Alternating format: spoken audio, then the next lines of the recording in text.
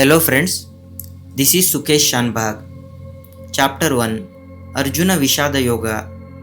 On the battlefield of Kurukshetra, Arjuna is overwhelmed with confusion, fear and sorrow at the situation of having to fight against his own relatives. Arjuna becomes weak due to grief, attachment and fear. Confused between righteousness and unrighteousness, Arjuna decides to give up his weapons. Here Arjuna's sorrow reflects the mental state of human beings during life's crisis. Chapter 2 Sankhya Yoga. Lord Krishna teaches that the soul is eternal while the body alone is perishable. Fulfilling one's duty sincerely without thinking about the results and living by renouncing desire and hatred is the true meaning of yoga. In this chapter, Lord Krishna explains this profound truth. Chapter 3 Karma Yoga. Everyone must perform action, meaning their respective duties. When duties are performed without desire for results, there is no bondage. Bondage arises only when we perform actions with expectations of results. Through selfless action, purity, social welfare, and self-realization are possible. Krishna explains that liberation is not through renouncing action, but it is through renouncing attachment to action. Chapter 4 Jnana Karma Sannyasa Yoga. Lord Krishna explains that through deep knowledge, actions become pure and the bondage of karma is destroyed. The primary purpose of divine incarnations is to protect dharma.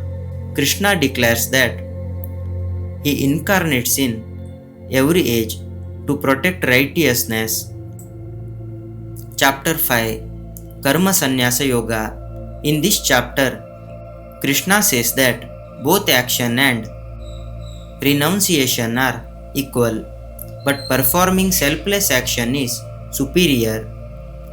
One who renounces desire and ego attain peace. Chapter 6 Dhyana Yoga.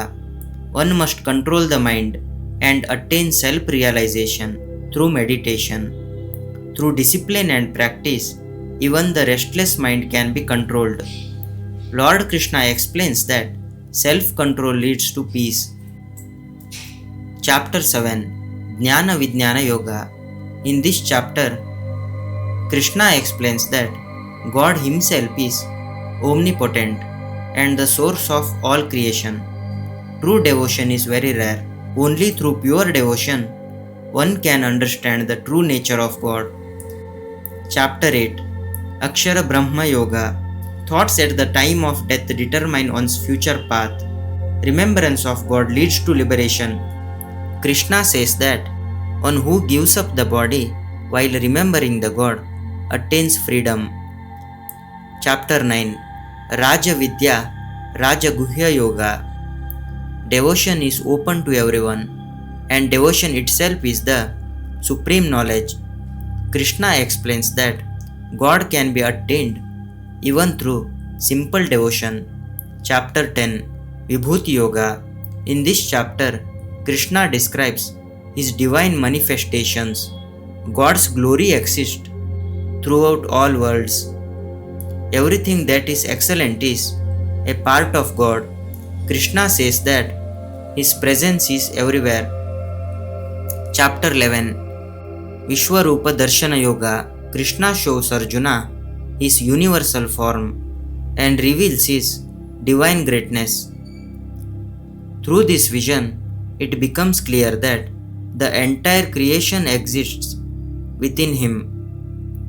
God is clearly revealed as time itself and the source of all power. Chapter 12 Bhakti Yoga. Selfless devotion performed with faith is the greatest path. A devotee who is compassionate and free from hatred is dear to God. Krishna explains in this chapter. Chapter 13 Kshetra Kshetrajna Vibhaga Yoga. Shri Krishna explains that the body is the field, means Kshetra, and the soul is the knower of the field, means Kshetrajna. One who understands the distinction between the soul and the supreme through knowledge attains the liberation. Chapter 14, Gunatraya Vibhaga Yoga. The three qualities, Sattva, Rajas and Tamas, bind human beings. Krishna explains that one who transcends these qualities attains liberation.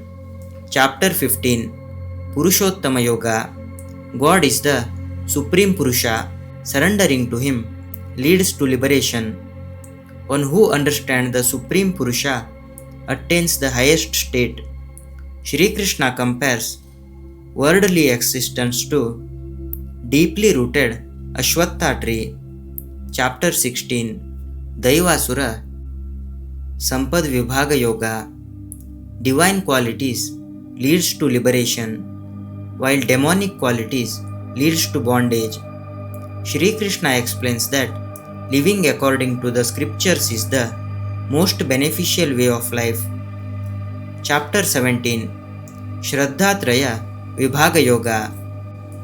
Shri Krishna explains that human faith is mainly of three types: Sattvic, Rajasic and Tamasic. Faith determines a person's nature. Food, sacrifice, austerity and charity all depend on the quality of one's faith. Actions performed with pure faith lead to spiritual upliftment. Chapter 18, Moksha Sannyasa Yoga. Shri Krishna gives instructions to abandon all forms of dharma and surrender completely to God. Through complete surrender, one attains eternal peace and liberation. To watch more videos like this, subscribe to our channel. We will meet once again with another new video. Until then, take care. Thank you friends.